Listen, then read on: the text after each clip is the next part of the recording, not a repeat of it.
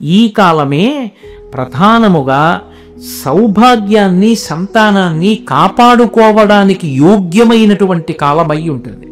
అందుకే మీరు చూడండి, శ్రావణ మాసంలో వచ్చేటటువంటి నక్షత్రం శ్రవణం నక్షత్రంతో చంద్రుడు కలిస్తే ఆ శ్రవణం నక్షత్రం విష్ణు తారకం.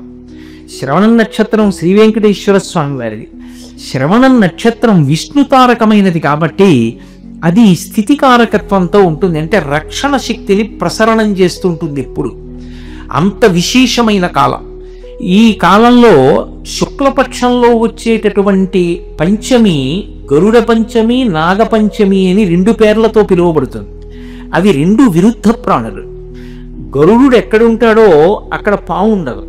పాము ఎక్కడుంటుందో అక్కడ గరుడు వస్తే దాన్ని చీల్చేస్తాడు. అవి 2 పరస్పర శత్రుత్వం కలిగినటువంటి ప్రాణులు. అటువంటి 2 ప్రాణుల యొక్క ఉపాసనకి సంబంధించినటువంటి తిథి నాగపంచమి లేదా గరుడ పంచమి. అదేమిటి అలా ఎందుకు వస్తుంది శ్రావణ మాసంలో? అసలు చాలా జాగ్రత్తగా మీరు ఆలోచన చేస్తే పామును పూజించుట అన్న మాటని జాగ్రత్తగా అర్థం చేసుకోవాలి. పాముని పూజించుట అంటే కేవలం లౌకికంగా పాముని పూజించుట అన్న వరకు మాత్రమే పరిమితమైపోదు.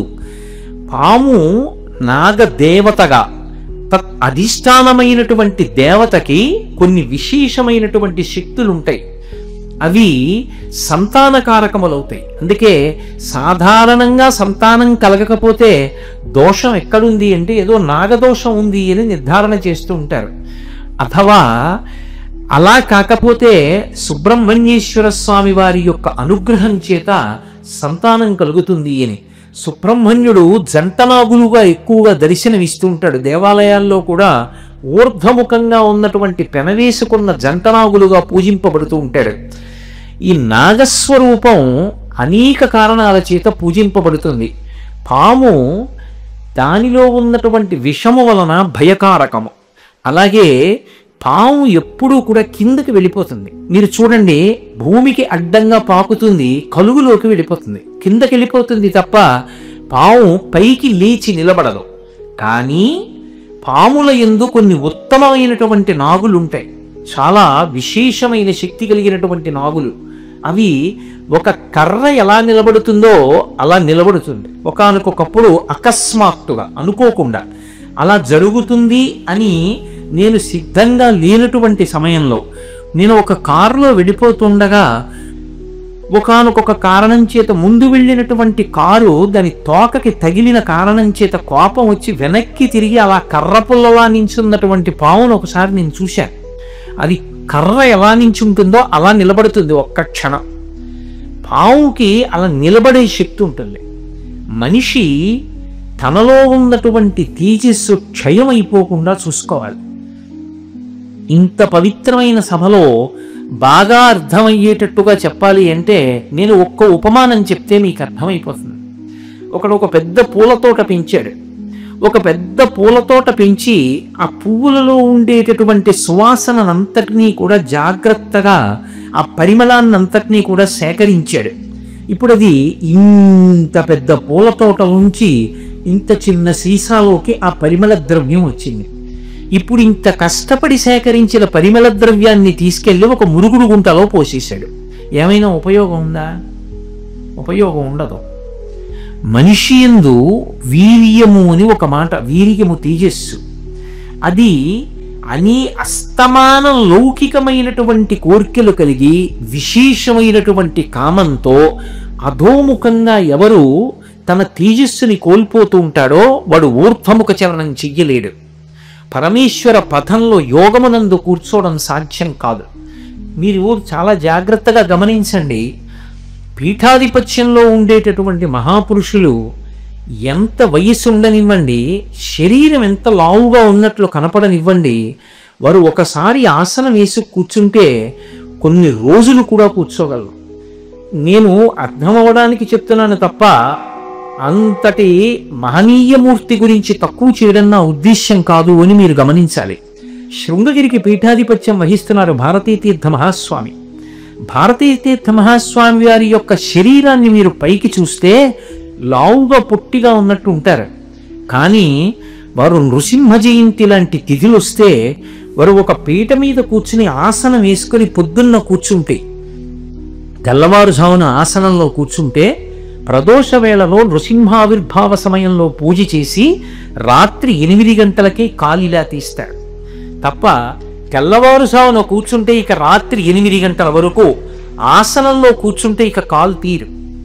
అంతలా కూర్చోగలిగినటువంటి దృఢత్వం, ఆ శక్తి, ఆ జ్ఞాపక శక్తి, ఆ తేజస్సు ఒక రోజు మొత్తం మీద ఏదో కొద్దిపాటి ఆహారం అంత నియమంతో తీసుకున్నా కూడా అంతటి ధారణాశక్తి, అంత తపశ్శక్తి దేని చేత నిలబడతాయంటే వారు అస్ఖలిత బ్రహ్మచారులై ఉంటారు. అందుకే అసలు వారి జీవితంలో వివాహం ఉండదు. శంకర భగవత్పాదులు కొంతమందికి కొన్ని నియమాలు విధించడానికి కారణం అదే. వీర్యశక్తి తేజశక్తిగా, తేజశక్తి ఓజోశక్తిగా మారితే ఆ ఓజోశక్తి చేత మనిషి యోగమునందు నిలబడి పరమాత్మ వైపు ఊర్ధ్వముఖ చలనం చెయ్యగలుగుతాడు. ఆ ఊర్ధ్వముఖ చలనం చెయ్యగలిగినటువంటి శక్తిని శంకరాచార్యుల వారి సౌందర్యలహరిలో పైకి లేచిన పాముగా అభివర్ణిస్తాడు. అలా ఆ స్థితి నాకు కలుగుగాక, అటువంటి ఓజోశక్తిని నేను పొందెదనుగాక, ఈశ్వరుడి యొక్క పదంలో ప్రయాణించేటటువంటి శక్తి నాకు కలుగుగాక, యోగమునందు నిలబడుట అంటే, యోగము అంటే అనేన యుజ్యతే ఇది యోగ, అనేకముగా కనపడుతున్నవి చిట్ట చివరికి ఒకటిగా మారిపోవడం, బ్రహ్మము తప్ప వేరొకటి కనపడకుండా అంతటా బ్రహ్మమే నిండి ఉన్నదనేటటువంటి భావమునందు రమించి అనుభవమునందు రూఢము కాగలిగిన శక్తిని పొందాలి అంటే అదిగో ఒక పాము ఎలా నిలబడుతుందో అలా ఊర్ధ్వముఖ చలనం చెయ్యగలగాలి. ఆ వీర్యము తేజస్సుగా, తేజస్సు ఓజస్సుగా మారాలి. అలా మార్చుకోగలిగినటువంటి కామజయాన్ని పొందగలిగినటువంటి శక్తి ఈశ్వరానుగ్రహము చేత పొందుతారు. అందుకే నేను ఒక శ్లోకం చెప్తే మీకు అర్థమైపోతుంది. రఘువంశ కావ్యంలో రఘుమహారాజు గారి గొప్పతనం ఏమిటి అన్నారు. త్యాగాయ సమృతార్థానాం సత్యాయ మితభాషిణాం యశసే విజిగీషూణాం ప్రజాయై గృహమేథినాం. అది రఘుమహారాజు గారి గొప్పతనం అన్నాడు. త్యాగాయ సమృతార్థానాం. రఘుమహారాజు గారు విశేషమైన ధనాన్ని సంపాదించాడు. దేని కొరకు? త్యాగం, దానం చేశాడు. త్యాగేనైకే అమృతత్వమానసు. మన దగ్గర అట్టి పెట్టుకున్నది మనది ఎప్పటికీ కాదు. మనం దానం చేసింది పుణ్యంగా మారి మనతో వస్తుంది. ఇక్కడ ఉంచిన ద్రవ్యం ఇక్కడే ఉండిపోతుంది. మనతో వచ్చేది ఏది ఉంటుంది చివరికి? కింవానేన ధనేన వాదికరి విప్రాప్తేన రాజ్యేన కిం కింవా పుత్ర కళత్ర మిత్ర పశుభిర్దేహేన గేహేన కిం జ్ఞాతైతక్షణభంగురం సపతిరోత్యాద్యం మనోదూరతః స్వాత్మార్థం గురువాక్యతో భజ భజ శ్రీ పార్వతీ వల్లభం అంటారు శంకర భగవత్పాదులు. సంపాదించినటువంటి ఐశ్వర్యం బ్యాంకు వాళ్ళు ఇచ్చినటువంటి పుస్తకంలో అంకెల రూపంలో ఉండిపోతుంది. కారు ఆఖరికి తనని తీసుకెళ్ళిపోవడానికి కొని తేవలసినటువంటి కర్రలు తీసుకురావడానికి కూడా అంతే వేగంగా, అంతే సంతోషంగా వెళ్తుంది. కడుపున పుట్టిన కొడుకు తల పగిలిపోయే వరకు ఉంటాడు. భార్య గుమ్మం వరకు ఉంటుంది. తనతో వచ్చేది చేసుకున్న పాపపుణ్యాలేవో ఒక్కటే వస్తాయి. అందుకే కాయము వీడి జీవుడతి కంపిత చిత్తత నేగుచుండ ఓ నాయనయంచు ఎచ్చు నిజ నందన నందినులైన కాని కందోయిని భాష్పముల్ తొలుత దుఃఖమహాంబుది సొచ్చు పత్నియున్ కాయము వీడి రారు కదా. చేసిన కర్మము పుణ్యము తప్ప శంకర ఏ వస్తుంది? చేసిన కర్మము పుణ్యము ఇవే వస్తాయి వెంట. అందుకే మనిషిని ఊర్ధ్వముఖ చలనం వైపుకి ప్రయాణం చెయ్యి. అన్ని ప్రాణులు భూమికి అడ్డంగా పుట్టే, అడ్డంగానే పెరుగుతున్నాయి. ఓ కుక్క పిల్ల భూమికి అడ్డంగా పుడుతుంది, అడ్డంగానే పెరుగుతుంది వెన్నుపాం. మనం అడ్డంగా పుట్టి నిలువుగా పెరుగుతాం. నిలువుగా పెరగడానికి కారణం ఏమిటంటే నువ్వు ఊర్ధ్వముఖ చలనం చెయ్యి, పరమాత్మని తెలుసుకునేటటువంటి పదంలో పైకి ఎదుగు, అంతేకాని నేలకు అడ్డంగా పడి బతకకు అని చెప్పడానికి పరమేశ్వరుడు వెన్నుపావుని నిటారుగా ఉంచుతాడు. అలా వెన్నుపావుని నిటారుగా ఉంచినటువంటి పరమాత్మ దాని చేతనే మనకి సంకేతిస్తున్నాడు, నువ్వు జీవితంలో పైకి ఎదగడం నేర్చుకో. అందుకే పావుకు ఆహారం ఎలుక, ఎలుకని పట్టుకుంటుంది. పావు ఎలకని పట్టుకుంటుంది అన్న మాట పైకి, ఆంతరమునందు లక్షణం ఏమిటో తెలుసా? ఎలక సంసారమునకు ప్రతీక. మనము ఇల్లు కట్టాలంటే శంకుస్థాపనని గొయ్యవుతాం. ఎలక మన ఇంట్లోకి వచ్చి ఉండాలన్నా కూడా కన్నం పెడుతుంది. మనకి అక్కర్లేని విషయాలన్నీ తెచ్చి ఇంట్లో దాచుకుంటాం. ఆఖరికి పాలు తెచ్చుకున్నటువంటి కవర్లు కూడా బొట్టు పెట్టి దాచుకుంటాడు. ఎందుకురా అంటే ఎప్పుడో ఎవడో శనగపప్పు ఇస్తాడు, దానికోసం దాచానంటాడు. ఎలక దానికి అవసరం ఉందా లేదా లేదు, ప్రతిదాన్ని ఎత్తుకుపోయి కలుగులో పెట్టుకుంటాడు. మనుష్యునికి అధిక సంతానం, ఎలకకి అధిక సంతానం. మనుష్యుణ్ణి ఎవడు పెంచి పోషించి డబ్బిచ్చాడో వాడికే ముప్పు తెస్తాడు. ఎలక ఏ యజమాని ఇంట్లో ఉంటుందో ఆ యజమాని పడుకున్నప్పుడు వాడి కాలి వేడు కొరుకుతుంది. ఎలక ఇంట్లోని చూరుల మీద తిరుగుతూ ఉంటుంది. మనిషి ఎప్పుడూ ఒక చూరు కింద ఇంట్లో తిరుగుతాడు. ఎలకని ఏది పట్టుకుంటుంది? చీకట్లో చప్పుడవ్వకుండా పాదముల యందు మాంసపు ముద్దలు ఉన్నటువంటి పిల్లి వచ్చి ఠక్కును పట్టుకుంటుంది. మనిషిని ఏది పట్టుకుంటుంది? చప్పుడు అవ్వకుండా వచ్చి పట్టుకుని మృత్యువు పట్టుకుంటుంది. అందుకే ఎలకకి మనిషికి దగ్గర సంబంధం వేదాంతంలో. రెండు సంసారమునకు సంకేతములై ఉంటాయి. ఈ సంసారమునందు బ్రతుకుతూ ఎప్పుడూ అసలు భగవంతుడి వైపుకు ప్రయాణం చెయ్యడానికి కావలసినటువంటి సాధన ప్రారంభించాలన్న తాపత్రయం లేకుండా బతికేస్తూ పునరపి జననం పునరపి మరణం పునరపి జననీ జఠరై శయనం ఇహ సంసారే బహుదుస్తారే కృపయాపారే పాయిబురారే. మళ్ళీ పుట్టి మళ్ళీ చచ్చి మళ్ళీ పుట్టి మళ్ళీ చచ్చి చిర్విత చిర్వినులైన వారికి జెచ్చర పుట్టునే పరులు చెప్పిననైన ఏమిచ్చిననైనా కానలకు ఏగిననైనా అంటారు ప్రహ్లాదుడు. అసలు ఆ హరిప్రబోధములు భగవంతుణ్ణి చేరుకుందామన్న కోరిక లేకుండా జీవితం అంతా గడిపేస్తున్న వాడు ఎవరున్నాడో వాడు ఎలక. వాడిని పట్టుకునేది పాము. అంటే సంసారగ్రస్తమైనటువంటి జీవులకు సంసారమునందు బతికేస్తుండడం గొప్ప కాదు, కానీ ఎప్పుడో అప్పుడు ఈ జనన మరణ చక్రం నుంచి బయటపడాలి. సాధన ప్రారంభం చెయ్యి. ఒక్కసారి ఈ శరీరం వదిలిపెట్టావా ఇక సాధన అన్నది ఉండదు. కుక్క సాధన ఏం చేస్తుంది? పిల్లి సాధన ఏం చేస్తుంది? మనుష్యుడు ఒక్కడే సాధన చేయగలడు. భగవన్నామం చెప్పగలడు, ఒక ఉపన్యాసం వినగలడు, ఓ పుస్తకం చదవగలడు, ఒక గుడికి ప్రదక్షిణం చెయ్యగలడు, మన గుడి కార్యక్రమంలో దేవాలయాన్ని తుడవగలడు. కానీ మిగిలిన ప్రాణులు చెయ్యలేవు.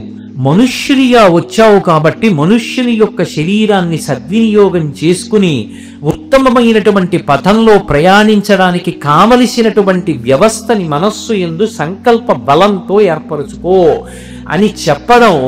నాగపంచమి నాడు ఆ పావుని పూజ చేయడం ఇన్ని కారణముల చేత. అంటే నేను ఇంకా కొద్దిగా విహంగ వీక్షణంగా మాట్లాడుతున్నాను. పావుని పూజ చేయడం అంటే ఏదో అర్థం పర్థం లేకుండా చేతకాక పూజ చేస్తున్నారనుకోకూడదు. పాము సంతానకారకత్వం దగ్గర నుంచి పాము అనేక విషయాల్ని మనకి ప్రబోధం చేస్తుంది. అందుకే మీరు జాగ్రత్తగా గమనించండి. అసలు దేవతలు ఎవరికీ కూడా పావుతో సంబంధం లేకుండా ఉండరు. శ్రీ మహావిష్ణువు ఆదిశేషుడి మీద పడుకుంటాడు. పరమశివుడు నాగాభరణుడై మెడలో పావులు వేసుకుంటాడు. చేతులకి కూడా పావులు కంకణాలుగా పెట్టుకుంటాడు. అసలు విఘ్నేశ్వరుడు నాగ యజ్ఞోపవీతం వేసుకుంటాడు, పావునే యజ్ఞోపవీతంగా వేసుకుంటాడు. శ్రీకృష్ణ భగవానుడు కాళీయమర్దనంలో ఆయనకి ఏ రంగస్థలం పనికి రాలేదు. ఆయన కాళీని యొక్క పడగల మీద తాండవం చేశాడు. మీరు ఎక్కడ చూడండి, చివరికి సహస్రారమని పాము పడగలు ఎలా ఉంటాయో శ్రీ విద్యా సంప్రదాయంలో ఆ సహస్రారమును చేరుకున్నప్పుడు అలా ఉంటుంది అని. కాబట్టి పావుతో సంబంధం లేనటువంటి దేవతలు ఉండరు.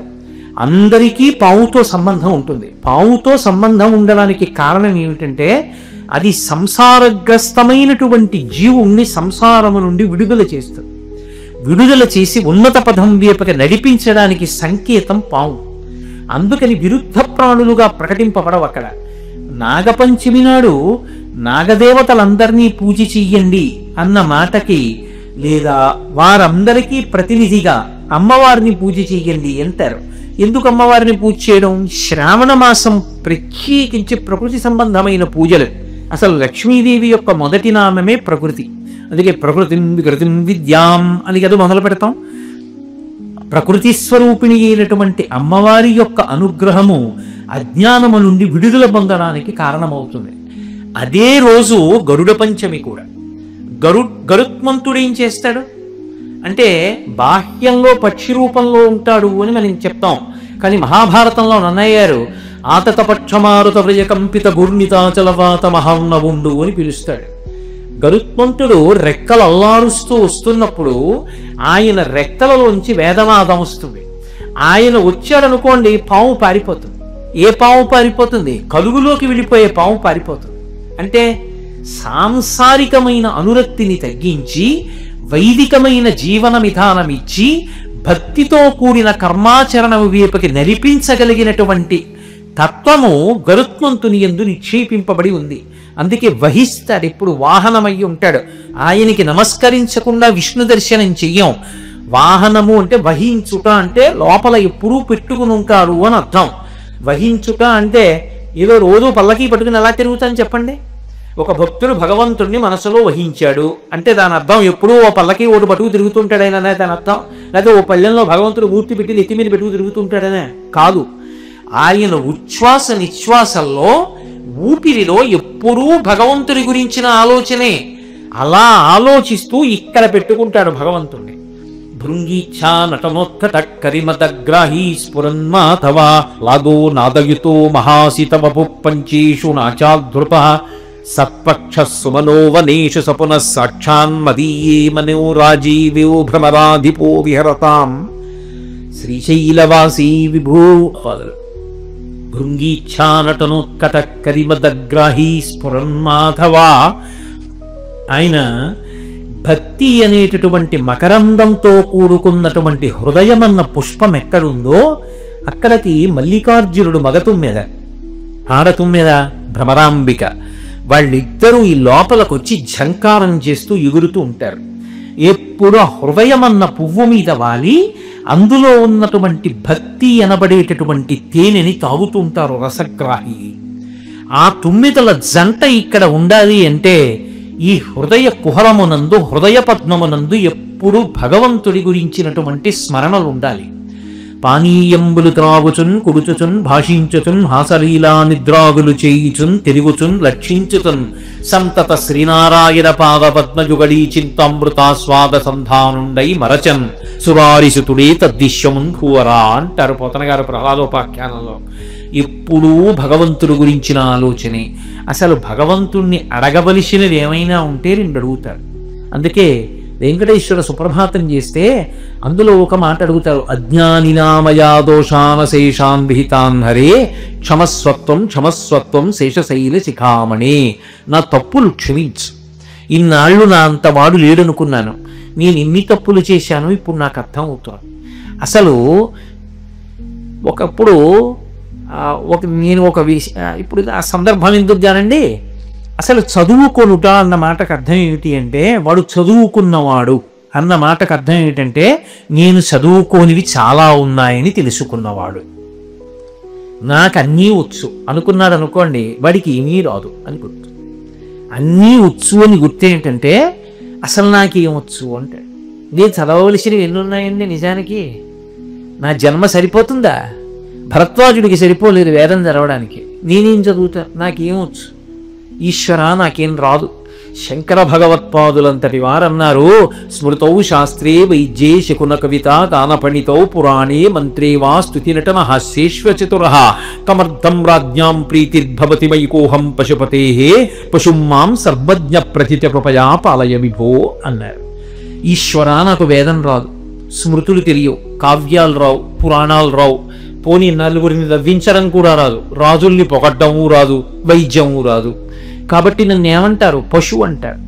ఈశ్వర నాకు చాలు, నేను పశువుని, నువ్వు పశుపతివి, మన ఇద్దరికీ చాలదాయి అనుబంధం, నన్ను ఏలుకో అన్నారు.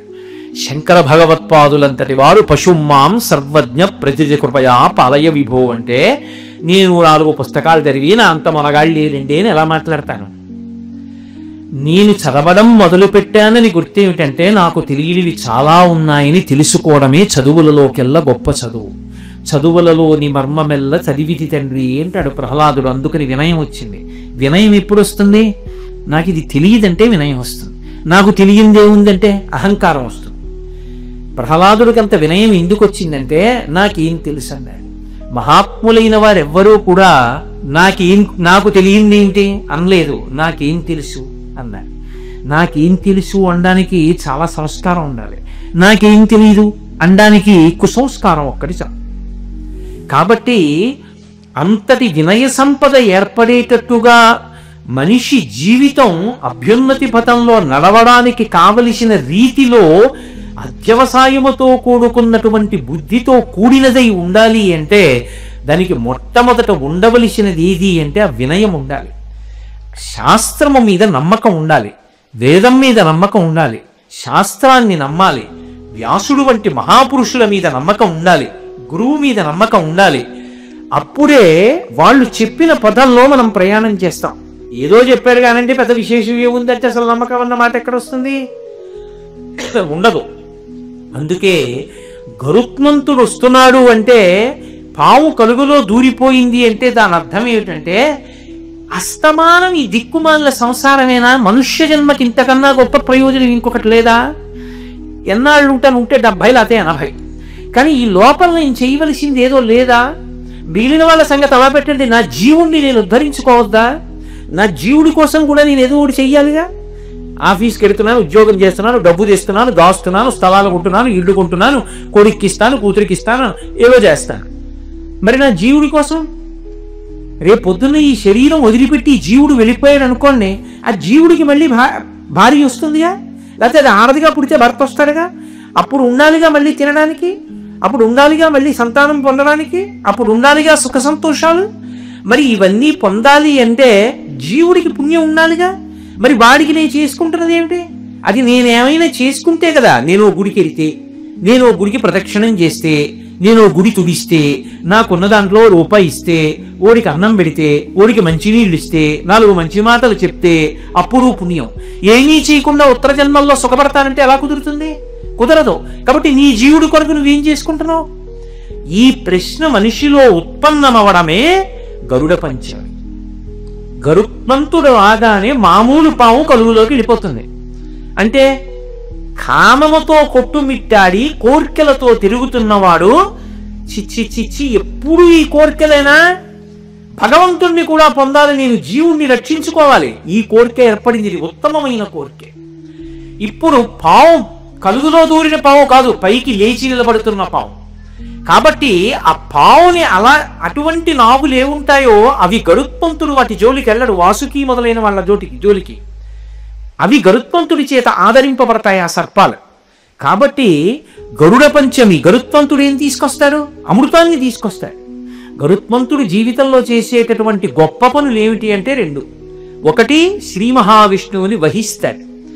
ఇక్కడ ఎప్పుడూ భగవంతుడి గురించి ఆలోచించగలిగినటువంటి సద్బుద్ధి కలగాలి. నేను రేపు ఉదయం నుంచి ఎప్పుడూ ఈశ్వరుడి గురించి ఆలోచిస్తానండి అన్నాను అనుకోండి, కుదురుతుందా? అలా ఆలోచన ఉంటుందా? ఎప్పుడు ఎడిపోతుందో అటే పోతుంది. కానీ ఎటు తిరిగి ఎటు వచ్చినా భగవంతుడి వైపుకే వస్తుంది అనుకోండి ఆలోచన, వాడు అదృష్టవంతుడు. అలా రావాలంటే దానికి భగవంతుడి అనుగ్రహం ఉండాలి, గురువుగారు అనుగ్రహం ఉండాలి. అంత తేలిగ్గా ఏం భగవంతుడి వైపుకి వెళ్ళవు ఆలోచనలు. అలా వెళ్ళేటట్టు చెయ్యగలిగితే, అలా ఎవరైనా ఎప్పుడూ భగవంతుడి గురించి ఆలోచిస్తే వాడు ఈశ్వరుణ్ణి వహిస్తున్నాడు. అది గరుత్మంతుని యొక్క అనుగ్రహం. గరుత్మంతుడు అమృతం తీసుకొస్తాడు దేవతల దగ్గర నుంచి. అమృతం అంటే అది తాగినవాడు మరణించాడు. మనం చిట్ట చివరి ప్రయోజనంగా ఏమడుగుతాం? మాకు మృత్యోర్మా అమృతంగమయా, మృత్యువు నుండి అమృతత్వానికి తీసుకెళ్ళమంటాం. ఇక నాకు మృత్యువు కలగకూడదు అని అడుగుతాం. మృత్యువు కలగకూడదు అంటే ఎప్పుడు మృత్యువు కలగకూడదు? మీరు చాలా జాగ్రత్తగా ఆలోచించాలి ఈ మాట. అలాగే పరమశివుణ్ణి ఉద్దేశించి మృత్యుంజయ మహామంత్రం చెప్తాం. ఓం త్రయంబకం యజామహే సుగంధిం పుష్టివర్ధనం ఉర్వారుకమివ బంధనాన్ మృత్యోర్ముక్షీయమామృతాత్ అంటాం. ఇక మృత్యువు కలగకూడదు నాకు అంటే దాని అర్థం ఇక పుట్టకూడదు. ఇప్పుడు పుట్టేశావుగా, ఇప్పుడు పుట్టేశావు కాబట్టి ఈ శరీరం వదిలేయాలిగా. మరి మత్స్యలోకంలో ఉన్నాడు. మత్స్యలోకం అంటే ఎప్పుడో అప్పుడు శరీరం వదిలిపెట్టాలి. మరి ఈ శరీరం వదిలిపెట్టాలా వద్దా? వదిలిపెట్టేయాలి. అంటే మృత్యువు రావకూడదు అన్న మాటకు అర్థం ఈ శరీరంతో ఉండిపోవాలని కాదు. బాగా గుర్తుపెట్టుకోవాలి మీరు ఈ మాట. మృత్యువును జయించుట అన్న మాటకు అర్థం ఇప్పుడు మృత్యువు కలుగకుండుట అని కాదు. ఈ శరీరం పడిపోకుండా నేను ఎప్పుడూ ఉండిపోవాలి అన్నాం అనుకోండి, వాడు భక్తుడు కాదు, రాక్షసుడు. ఎందుకో తెలుసా? అసలు వేదపరమైన సిద్ధాంతాన్ని వాడు అంగీకరించాల. ఈ శరీరము పడిపోతుంది, పడిపోయి తీరుతుందని ఈశ్వరాజ్ఞ. వాసాంసి జీర్ణాన్ని యథా విహాయ, ఇది పడిపోతుంది, ఇంకో శరీరాన్ని పొందుతుంది. కానీ ఈశ్వర, ఇక నాకు జన్మొద్దు, ఇక నేను రాకూడదు, నాకు జ్ఞానం ఇయ్యి. ఏ జ్ఞానము? భగవత్ సంబంధమైన జ్ఞానము కలిగితే ఇక పునరావృత్తి లేదు. అది ఎందుకు ఇస్తాడు? భక్తితో కూడిన కర్మాచరణం చేస్తే ఆయన ఆ జ్ఞానాన్ని ఇస్తాడు. అటువంటి భక్తితో కూడినటువంటి కర్మాచరణము వలన జ్ఞానము కలిగితే ఒక విషయం తెలుస్తుంది. ఏమిటి తెలుస్తుంది? ఇది నేను కాదురా, ఇది శాశ్వతం కాదు, ఇది పడిపోతుంది. శాశ్వతం ఇది ఆత్మ, దానికి పడిపోవడం ఉండదు, అది ఎప్పుడు ఉంటుంది, అది నేను. చిన్న విషయం గుర్తుపెట్టుకోండి. సత్యమునందు ఊంచుకొనుట అంటే ఏది సత్యమో అది సత్యమని నమ్మగలుగుట. ఏది సత్యమో? ఆత్మ. నేను ఆత్మ, అది ఎక్కడ పోతుందని బెంగెట్టుకుంటావు? అది పోవడానికి చోటేది? అది పోదు, అది ఎప్పుడూ ఉంటుంది. కాబట్టి వాళ్ళు బెంగపెట్టుకోవడానికి ఏం లేదు. ఇది నేనంటావా?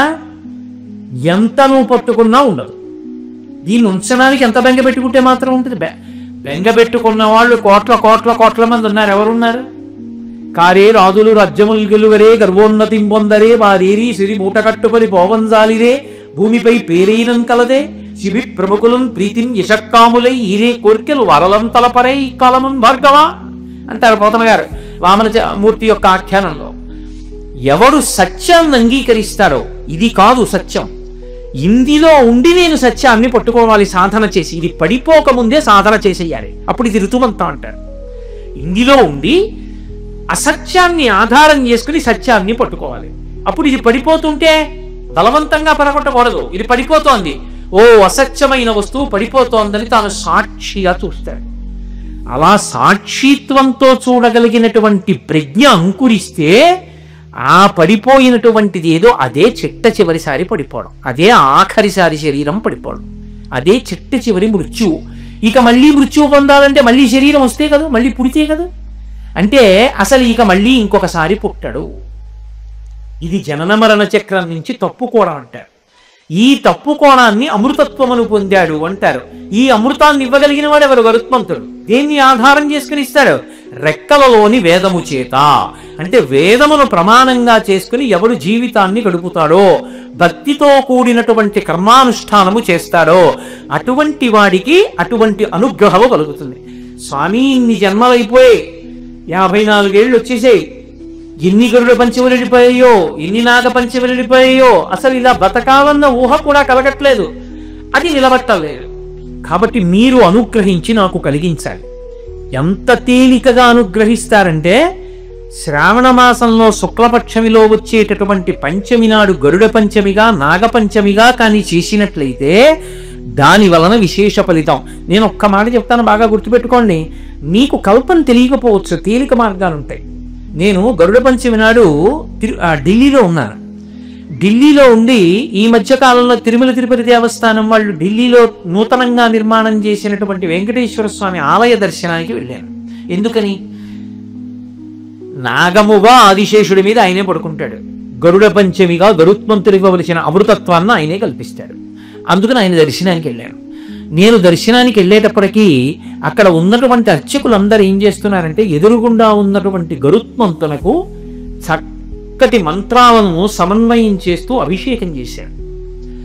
ఆయన అభిషేకాన్ని మీరు చూశారనుకోండి, ఆయన చల్లబడతారు అభిషేకం చేస్తే, అంతే. చూస్తే చాలు అనుగ్రహించేస్తారు.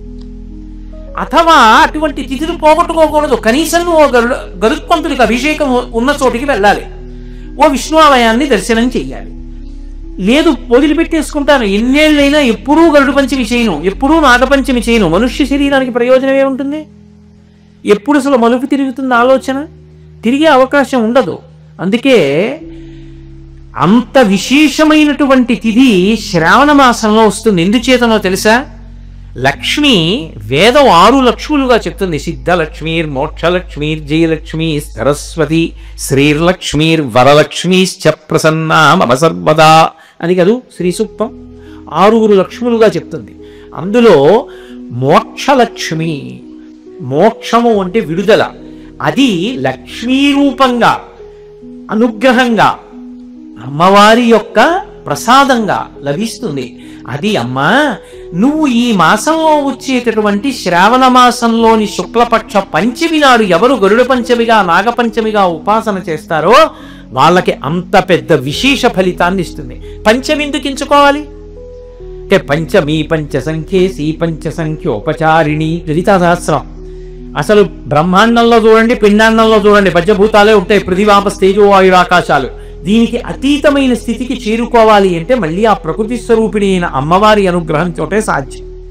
అందుకే శ్రావణ మాసం అంతా కూడా ఇంత గొప్ప గొప్ప విశేషాలను ఇవ్వగలిగినటువంటి తిథుల యొక్క సమాహారమై ఉంటుంది.